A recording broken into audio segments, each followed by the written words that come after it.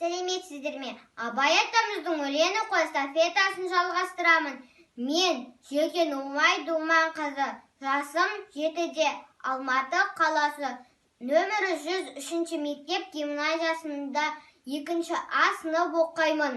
Абай Құнанбаев, ғылым таппай мақтанба, ғылым таппай мақтанба, орын таппай баптанба, құмарланып шаттанба, ойнап босқа күлуге.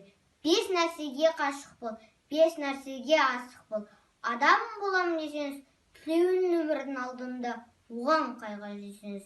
Өсек, өтірік, мақтаншақ, еріншек, бекер, мал шашпақ, 5 дұшпаның білсеңіз.